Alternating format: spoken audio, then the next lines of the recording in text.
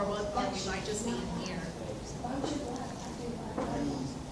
Yeah, there's no lab. There's Well, no it lab, just, right?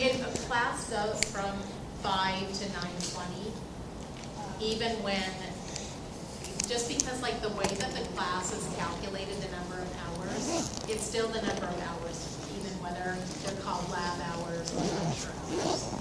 Because this is a 5-unit class, and you get 5 units for those number of hours. Are you gonna lecture till like 9? After Probably the lab not exam? really, probably will still get out on the earlier side. I try not to, let's see, I try not to give you too much on that following Tuesday, so I'm just like working it out like that. So how much we get done tonight, then how much I need to do on Thursday to make sure that Tuesday isn't crazy.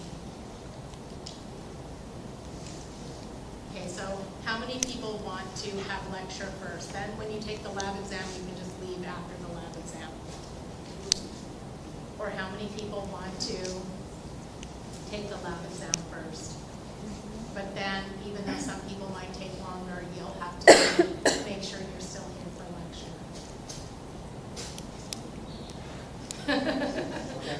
How many people don't want to do either?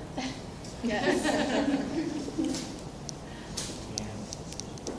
And at the end of the semester, like, it just doesn't matter, everybody starts to like check out ahead of time. So it looks to me like the majority of people want to take the lab exam first. Is that true? I study for anatomy. The only problem with taking the lab exam first is if you are one of those people that gets done really early, you're going to be waiting for a while, that's all. That's the only difference. Should just be And if we do the class. lab exam second, then basically what people do is they study for the lab exam during lecture.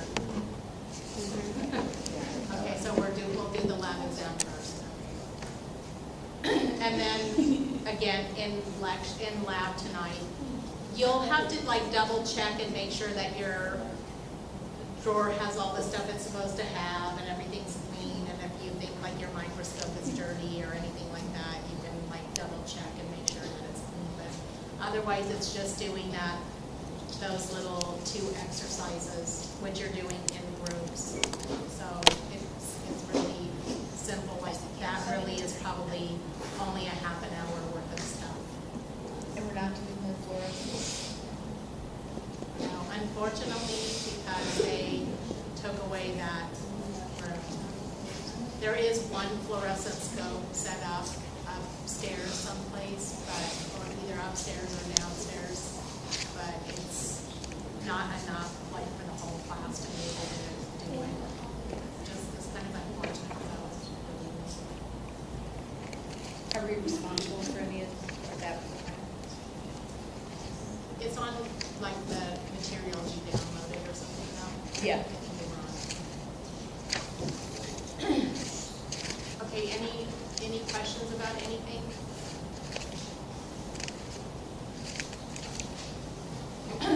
With the stuff that we are doing in lab tonight though, that stuff actually is gonna apply to lecture rather than lab. So what we're doing in there is not going to be on the lab exam. Okay, but if you, do you guys, like you downloaded probably that study guide, right?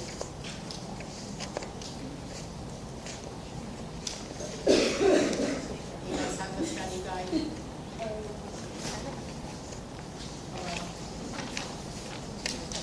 When I do have your updated scores too, if you never figured that out. You guys downloaded the study guide? I thought I did, but I don't. Okay, so where it says chapter 35, and it's clinical immunology, it says that you have to know terminology such as serology and titer. And then the second thing, it says, name and describe any 2 antibody-antigen serological tests used in clinical immunology. And there's a list of some examples. The 2 things we're going to do in lab are 2 examples.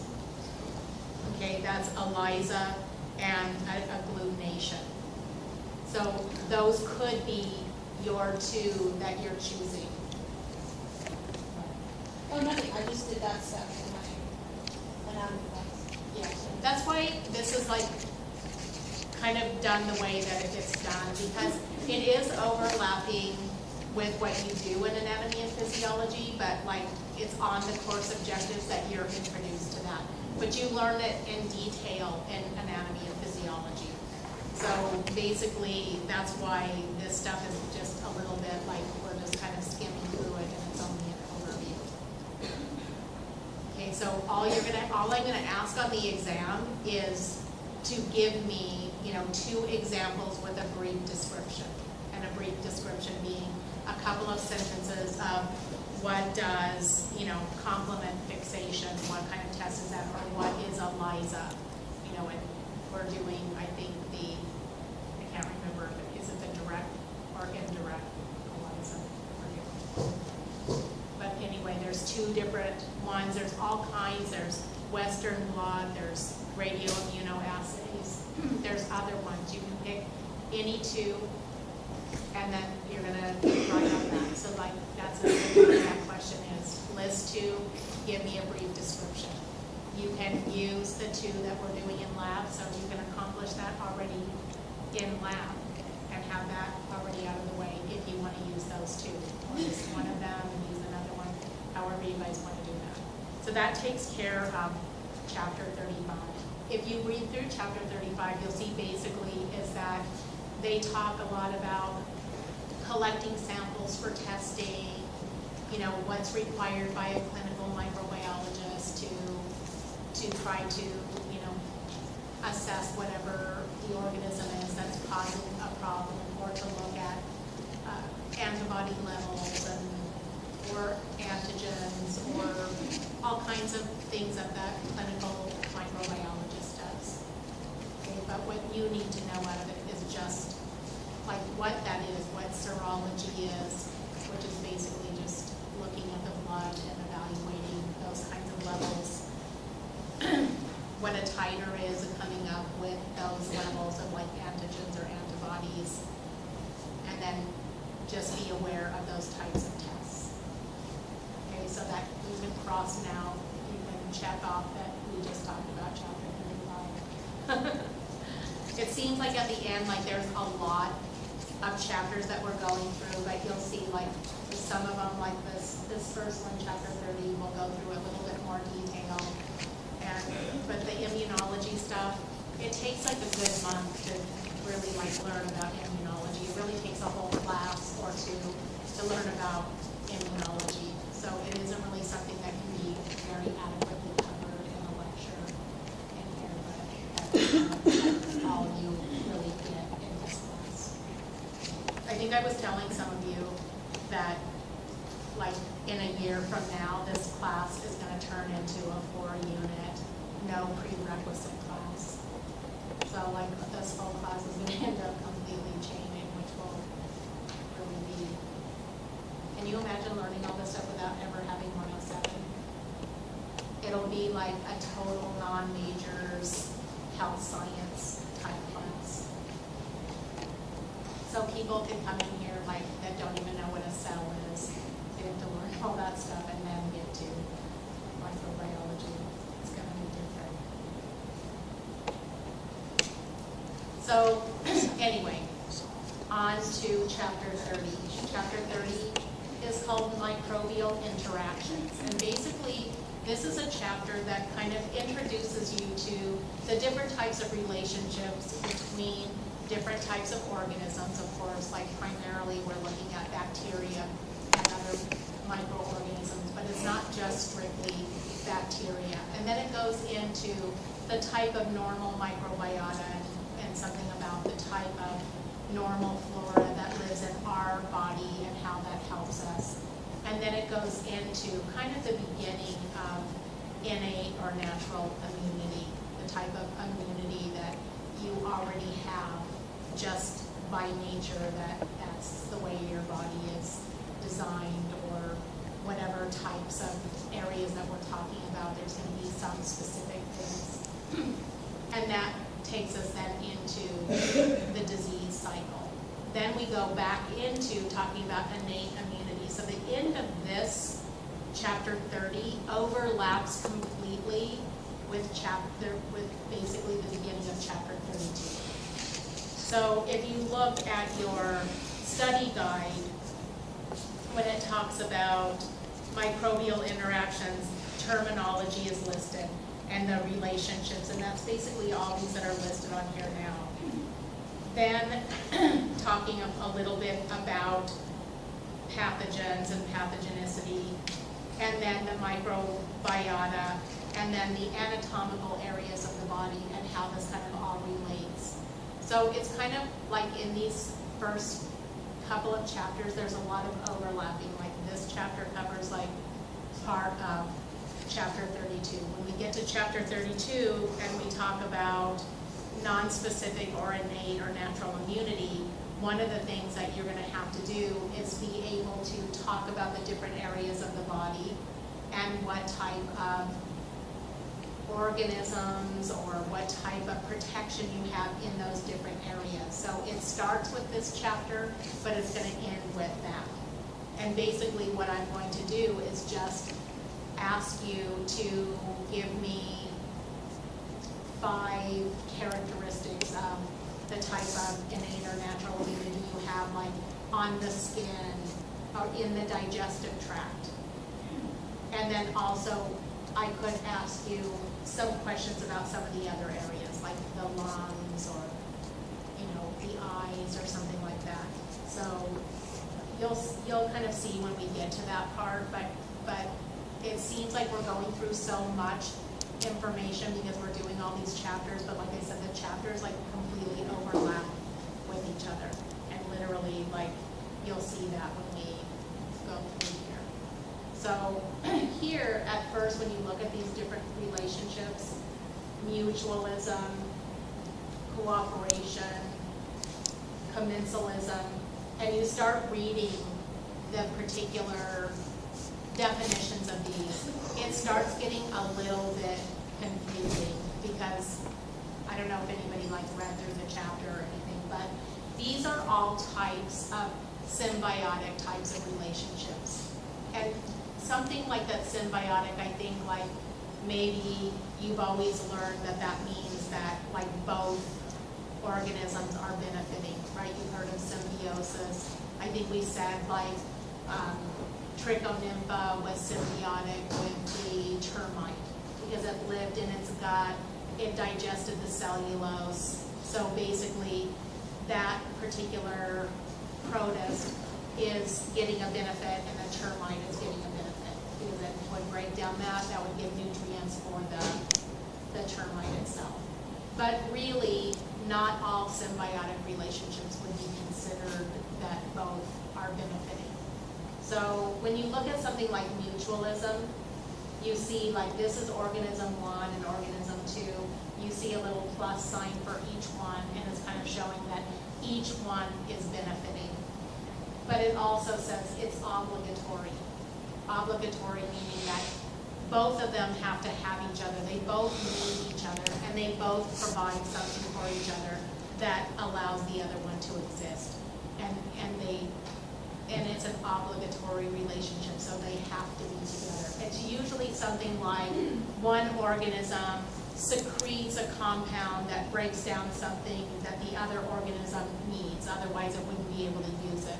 And in return, the first organism is utilizing whatever is there. It might be living in a certain condition, or it might be using byproducts that are presented by that second organism.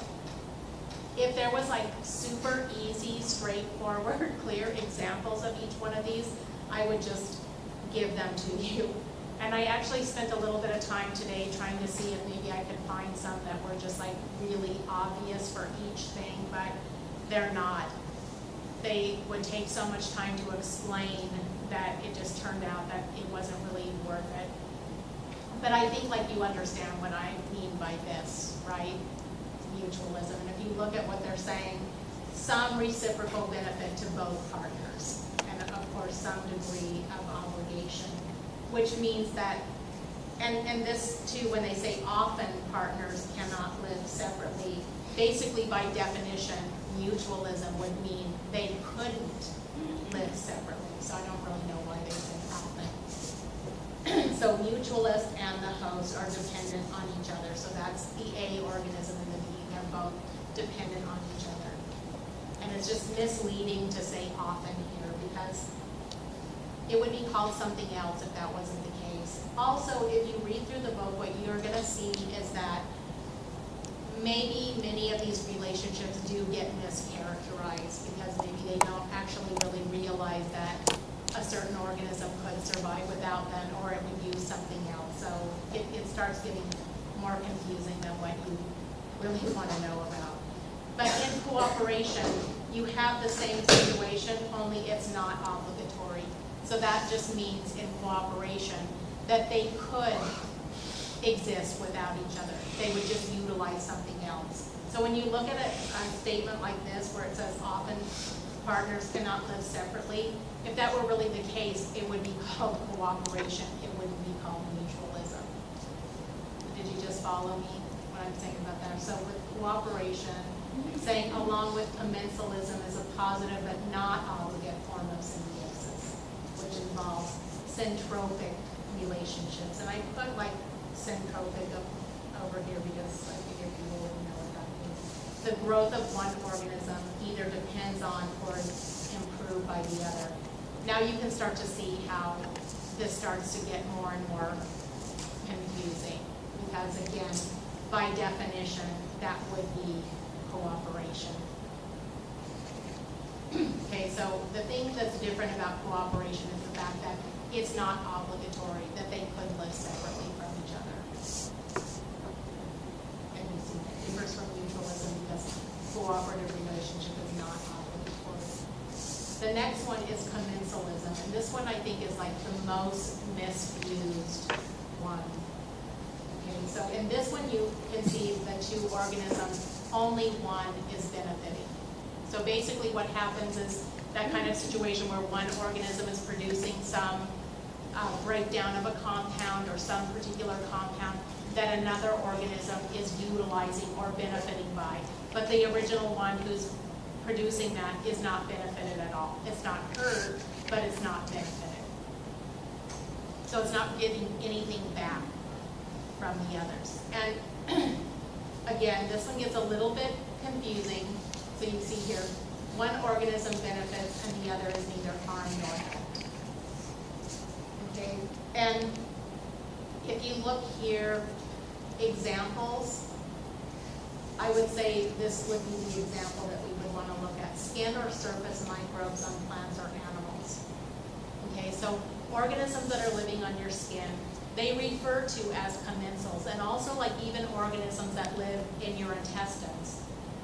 But really they don't really truly fall into this category. Because in this, and here's the example, host plant or animal releases volatile, soluble, and particulate organic compounds, which are used by the commensals.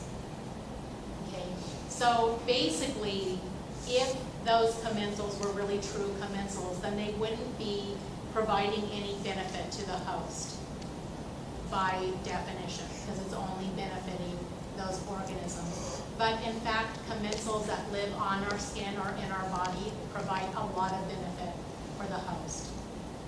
And so there's really some, like when you read more about it, you really see that actually like in the microbiological community, they're realizing that probably these really shouldn't be truly classified as commensals. But we refer to them, that's how they're probably going to stay referred to. But part of all this comes about from the fact that there still is only a limited amount of research that goes into all this, and things get sort of classified, and then it takes them a while to be looked at differently. In the past, they didn't realize how beneficial the microbes were to humans, for sure. That if you had organisms on your skin, how were they really benefiting you? Okay, and And so that will come in when we talk a little bit more about the commensal. So if you look at the other examples, they probably don't really help you that much either. Formation of biofilms. The initial colonizer makes it possible for other microorganisms to attach. So basically what they're saying is that that's helping the other organisms, but it doesn't really help that organism that was the initial one. However, it kind of helps it because when the other ones come along, it becomes more protected by others. Okay, so maybe the one that's actually the most commensal type of example would be the spoilage of milk, where they're basically saying those particular organisms produce acids that promote the growth of acid-tolerant species. So the initial ones start breaking down the milk, they're producing acid, and then the ones that can utilize that and grow with that then start to form. It didn't really cause any benefit to those original ones. Okay, but it helped the successive ones. So really, all three of these examples, these two examples are really like not the best examples of commensal. So if you're following me, that should make sense to you. If I've confused you yet, then maybe it's just more confusing. But the whole idea of commensal is that it's only beneficial to one. It's not beneficial to the original organism or the host organism. When really in reality, that's a hard thing to evaluate because it depends on what you're calling beneficial. In a lot of these types of relationships, if all it does is allow that organism to have a place to live, that's a benefit. Okay, and that's where it starts getting kind of confusing because in these cases, it really is and can be looked at as beneficial to the original one. So if we go back here, again, mutualism, both of them are benefiting and they both actually need each other. They have to have each other. They couldn't survive without each other. In cooperation, it benefits both of them, but they could also survive, maybe not as well, but they could still survive without each other. So they're not necessarily obligated to live, in a symbiotic relationship. In commensal, supposedly only the benefit is going to the other organism. It's not going to the original organism that might be looked at as a host. And the normal microbiota falls into this, but the reason why I'm kind of going out of my way of trying to explain it is that's going to be confusing when we talk about the benefits of those because by definition, if they're commensal, they wouldn't be causing any benefits to the original host. So everybody good with that? Yes. Go to the commensals slide. Yeah. Okay, so if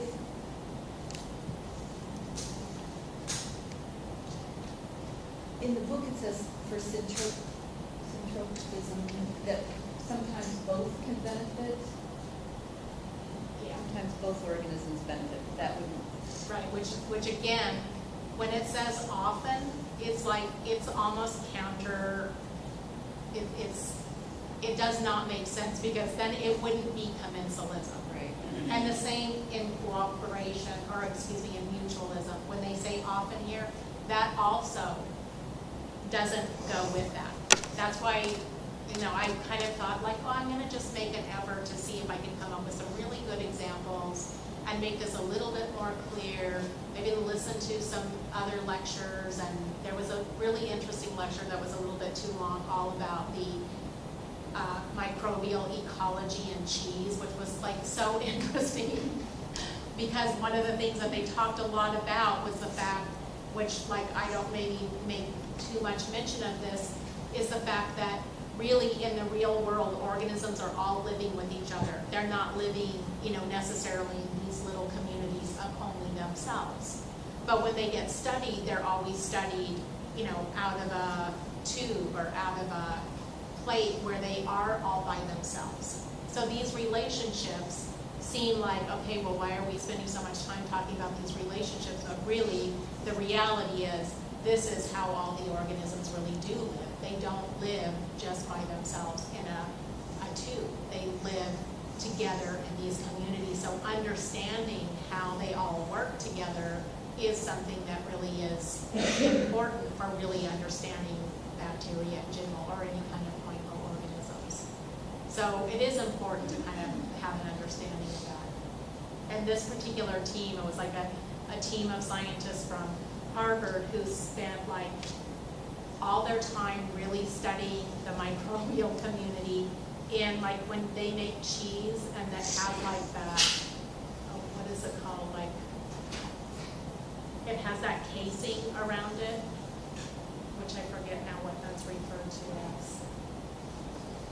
That kind of like thick top layer or something. There's this like a really elaborate microbial community in that, like that kind of the skin on the cheese that they were able to study, like thousands of relationships that occur just in that area.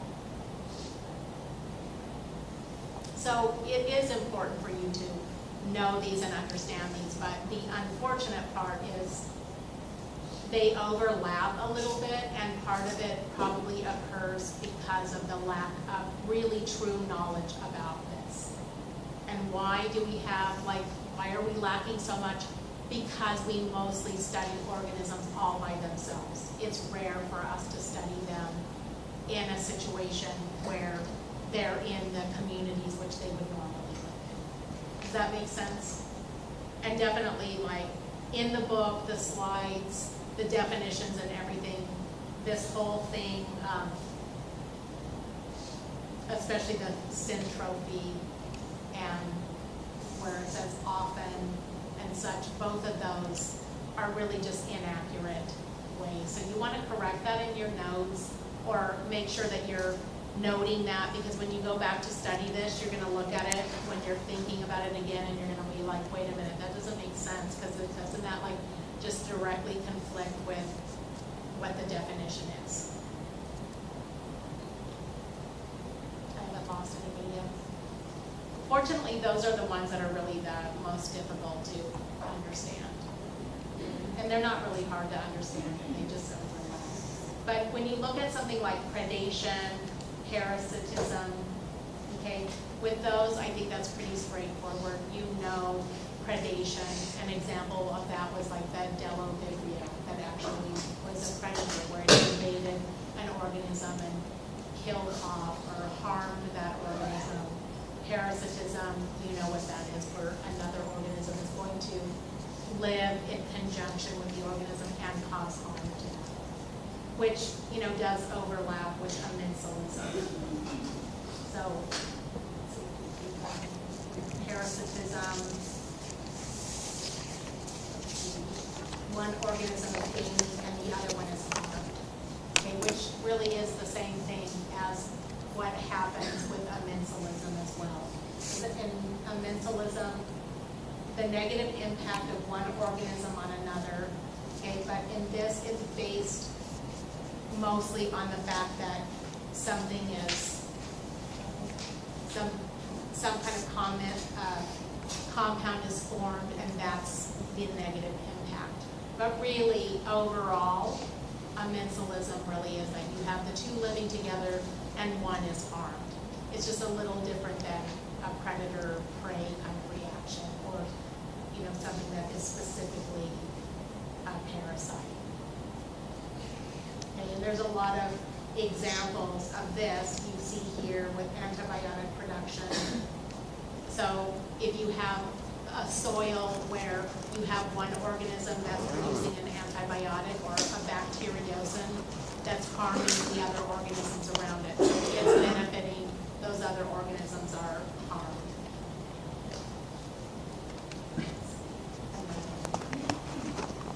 In competition, like that's what the next things are down if we go back and look at this again, the next in competition. Okay, where you're looking at two organisms competing, okay, one outcompetes the others, or they both coexist at a lower level. So in competition or a competitive type of relationship, you can end up with two outcomes. Okay? One organism can dominate, or you can have both of them surviving, but they're surviving with just a smaller population. And this is important for us to understand when we talk about the normal microbiota or the normal flora of organisms that live in and on your body, is the fact that if you already have organisms living there, then it makes them easier to outcompete a pathogen that tries to come in, or an organism that could be detrimental in some way. Okay, just by even having a different flora. I mean, this is one of the things that happens with the probiotics. So when we talked about the fact that, yes, now we know that probiotics are helpful, but then why do you keep having to take them and take them and take them? And that's because you already have a flora of organisms living in your intestines. When you add these new ones, they keep trying to compete, they keep trying to take hold, but they can't. So you just have to keep adding them every day. That's why if you eat Activia, you have to eat it 3 times a day, every day. 7 days a week, 365 days a year. Why? Is it just because they want to sell more? No, it's because if you don't keep eating it all the time, then the other ones are out competing it. They already live there. Sometimes they could refer to it as like, if you have a good lawn of grass, then it makes it less likely for like those other types of like crabgrass or whatever to come in and take over, because you already have this good lawn taking up all the space. And in this case, it's they're taking up the space and utilizing the nutrients as well. So it makes it harder for something else to come along. Okay? Usually something else, we're thinking of a pathogen, but it simply could even be another organism that could actually even be more beneficial. So it isn't always like protecting from something negative. So competitive exclusion is really when you have that one population is taking up all the space and nutrients, it makes it more difficult for another one to come along and get a foothold. That's why when people take antibiotics and it kills off your good bacteria, you'll hear about that. That leaves you open for something else to grow in its place. Like what's going to grow in its place if you got rid of all the good ones. That's why like taking antibiotics for like preventing a secondary infection is really not all it sounds like it would be. Because in a lot of ways it makes you more susceptible to a secondary infection because you just killed off all the good ones that were already there. Of course, maybe you killed off the bad ones too, but the fact is that you've opened up space and nutrients for something else to come along. So it isn't really good to take something if you don't need to, because it messes around with the normal flora. So did you get all those relationships? Yes. What's the difference between the parasitism and the predatory? The predatory one, it just is going to basically destroy the other organism. Because it's like a predator, right? Where a parasitic relationship is going to harm that, but it's going to live in conjunction with it. Because if you have like a parasite, it's kind of like when we talked about the parasitic worms and such. If you kill off the host, then you have no place to live. So in a parasitic situation, they normally don't kill off the host. Maybe eventually it would happen, but it's less detrimental.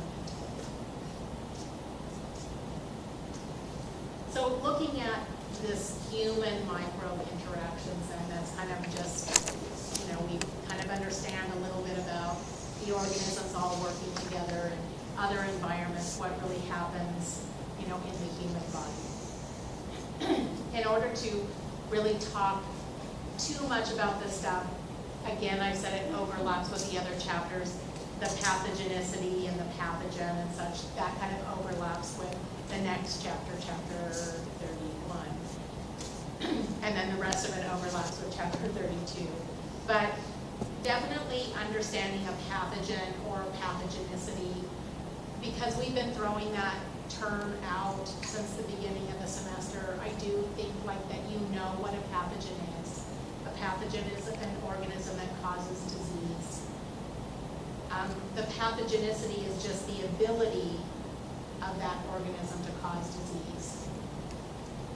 And I think like when we go on in the next chapter, but I do think that I have it, do I have it listed in here? Virulence, I have listed, I'm not sure if it's mentioned in here at this point, but the virulence affects the pathogenicity of the organism. And we're gonna talk more about virulence, but it's listed in this handout, but I can't remember if it's actually covered in this chapter. I know for sure it's covered in more detail in the next chapter. Because you kind of know what those terms are, it's very easy to just kind of skip over that when it comes to the exam.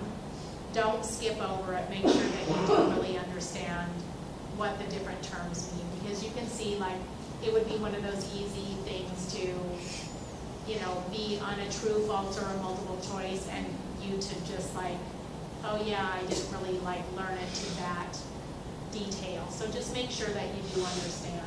Like I think pathogen is straightforward, but pathogenicity, the ability, and virulence is going to turn out to be what really affects the pathogenicity.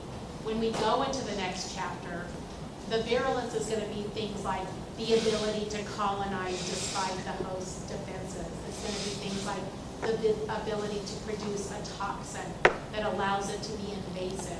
They're the things that the bacteria has that can actually cause it to be pathogenic.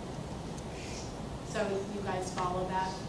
Okay, so it'll be in more detail though in the upcoming chapter.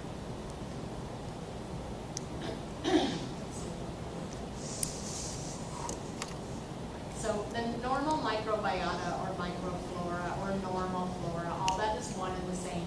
That's just referring to the group of organisms that live in and on the bodies. So here their definition, microbes regularly found at an anatomical site. And this is something that we know begins at birth, and then definitely like you had to know about bifidobacteria before, about how that is really what infants have first in their intestines. That is something that is very, very, very beneficial to the infant, and that is something you see here found in breastfed babies, but that's something that really in formula-fed babies is really, really, really changed. So it is one of the things I mentioned before was the fact that in breastfed babies, some of the benefits of the anti-infective properties of what people attribute to breastfeeding actually has to do with this particular organism, and that the breast milk just allows that organism to grow in abundance. It has all the nutrients that the bacteria need in order to grow. If somebody is using formula, they don't have, like the formula doesn't have the ability. In fact, it will prevent the growth and reduce the colonization of this organism and cause the baby then to become colonized with other organisms that don't have these particular benefits. So it's something that I think just people don't really realize. So this is something that affects everybody, because like at sooner or later people will have babies, they'll question, you know, you're always asked that question like, oh, are you planning on breastfeeding? Or, you know, and all of you guys, like, is your wife or whatever planning on breastfeeding? You might just think that it's just like one of those choices people make that's a personal choice, but there's a significant, significant health benefit to breastfeeding, but at the same time, there's definitely something that is harmful to the baby to not breastfeed. That's something that nobody really wants to talk about it, you know, because it's like one of those things that maybe makes people feel bad because, you know, they couldn't or they chose not to. But everybody needs to be informed, right, so that you can make decisions that are informed. So it is something that you should be aware of. If you look at this picture, this gives like kind of organisms that you need to memorize for the exam. Sorry. I just wanted to see how many people were paying attention. You know a lot of these organisms already, but no, you don't have to memorize these. And these are really only a small number of organisms. There's thousands of different species. Thousands. So no, you don't have to. But if you go through, I'm sure that you'll see that a lot of these organisms you're familiar with some of their names. Staphylococcus, Streptococcus, Lactobacillus, Bacillus, Candida, Enterococci, Bacteroides, and so on. But you don't have to memorize their names or anything, but you do have to be aware of the fact that our body is colonized with more organisms than even the number of cells we have. There literally is estimated at 10 to the 14th bacteria in the body. There's 10 to the 13th human cells in the body. So it is something that is really significant. So here's where I said that they would go through anatomical areas and give information about, well, it was what you thought was going to be about the commensal organisms, but as you read through here, you start seeing that there's a lot more information here than just about the commensal organisms. So for the skin, and that's one that I would expect you to know, the skin, the digestive tract, for sure. Commensal microbes, okay, when they say also resident and transient, that means that sometimes you have organisms on you for a while and they're going to get washed off, they're not going to necessarily stay on there. But as soon as you finish that, you see the whole rest of this doesn't really have anything to do with the commensal organisms. That's why I say this like really overlaps with chapter 32, because the rest of these things that are here are all the innate immune system. Okay, innate or natural immune system. Okay, so the immune system, when we go to talk about that, is divided up into two parts. One is the innate or natural immune system. One is the acquired immune system. One is more based on things like the production of antibodies, where the innate or natural immune system is basically just what you already have going on in your body that protects you from infections. Okay, so skin is a mechanically strong barrier. Yeah, you already know that. You already have skin. You don't have to have been exposed to a bacteria to have strong skin. So having skin means that you can spill organisms on yourself in lab and go to the back sink and wash them off and know that you're not going to have a problem because you have skin that protects you. If you look at the skin too, you have an inhospitable environment to a point. Slightly acidic pH, so it's a little bit acidic, has a high concentration of salt. Many areas are low in moisture, so it's dry. Your skin sloughs off. That gets rid of a certain number of organisms. The fact that it's dry doesn't encourage a lot of organisms to grow because we know that they need moisture.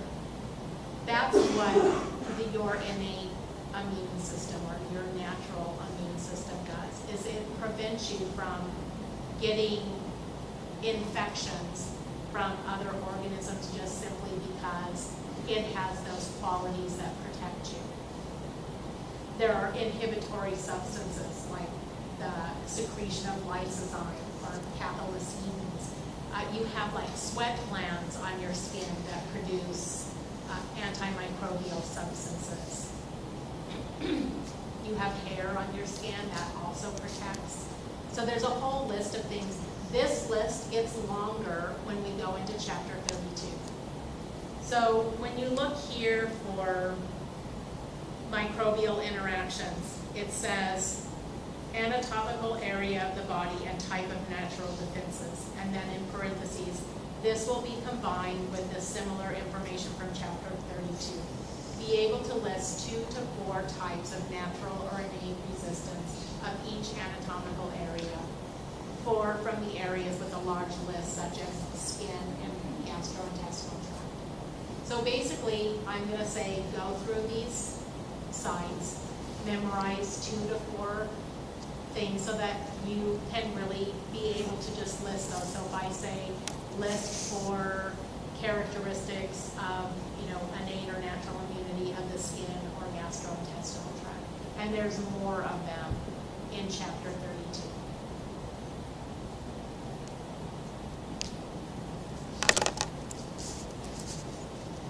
So any questions about that? So it goes through each one.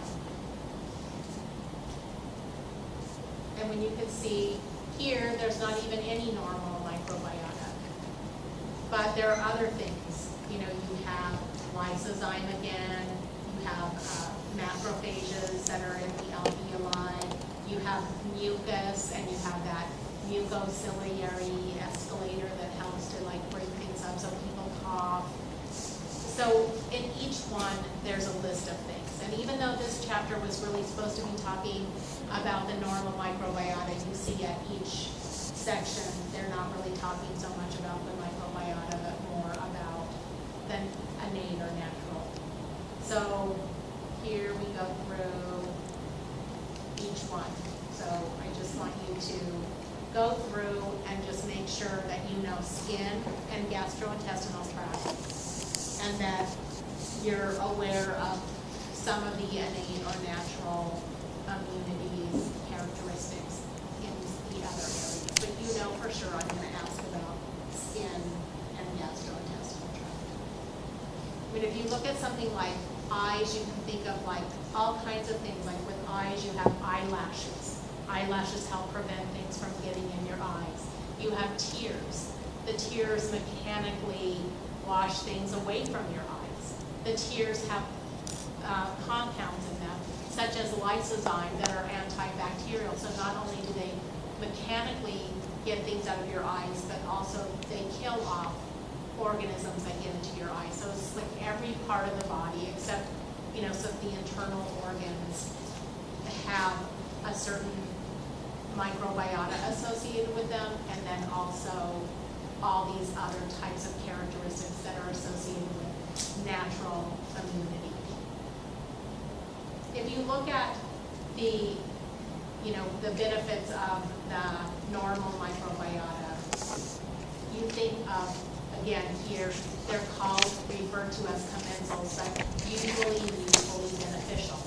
It really is mutually beneficial. But it isn't really falling into mutualism necessarily either, because those organisms, it isn't really an obligatory thing. You would just maybe have different organisms. So really, if we looked at the benefits, part of the benefits are the fact that they're just there.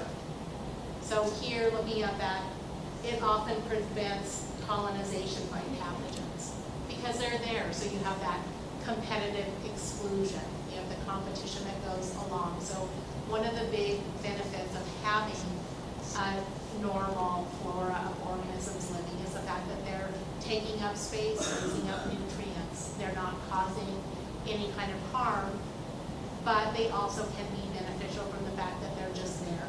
And some of them produce certain vitamins.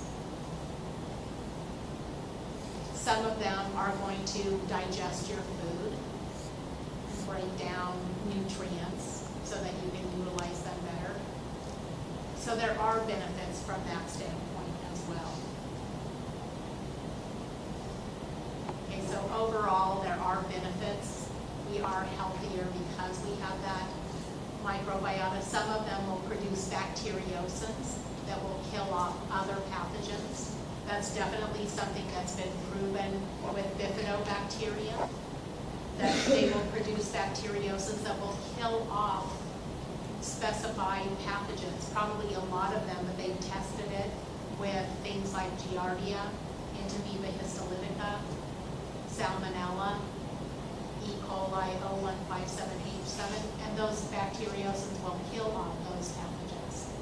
So you can see how that is such a big benefit. One thing that I mentioned before when we were talking about this was that in developing countries, that it's really critical for infants to breastfeed because they're so at risk of being exposed to many of those types of pathogens.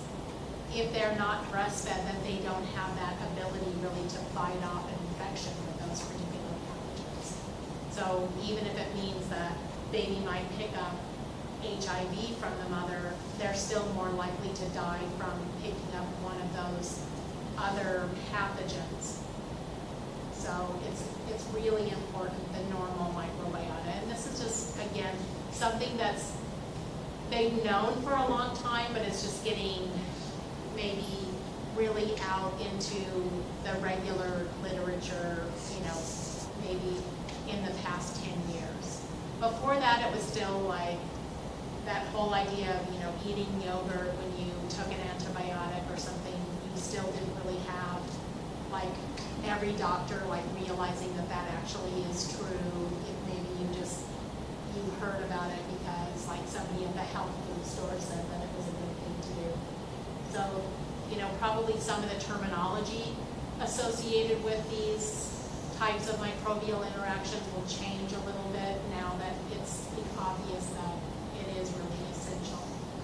I mean, that's something that with the autoimmune diseases was also, I think when I first took a microbiology class, our professor was talking about how in the hospital environment, because like people that have these autoimmune deficiencies and then they were on so many antibiotics and basically they had no normal flora, they were giving them bacteria, like letting them, drink intestinal bacteria and such, something like basically kind of under the table because that wasn't anything that was approved by the FDA or anything, but now they're doing things like that.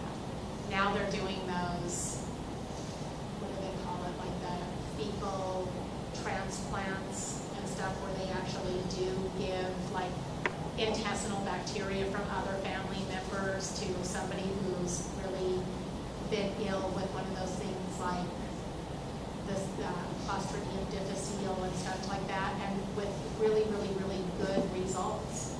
Because there is a component of your normal flora that actually is like unique to you and also like tends to run in families as well because the baby tends to get colonized by the parents, and so you end up like in the same family having similar types of intestinal organisms. When you look at these, you also can end up with the negative aspect of it too, and that's the fact that some of these organisms can be opportunistic pathogens. So you know what a pathogen is. I know that in lab I probably said a lot of times, oh, that could be an opportunistic pathogen. Maybe you weren't 100% sure what I was talking about, but now here you have a definition.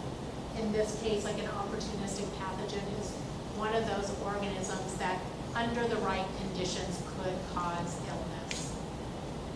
Okay, so members of the normal microbiota that produce disease under certain circumstances. Those certain circumstances are things like the organism gets someplace where it shouldn't be.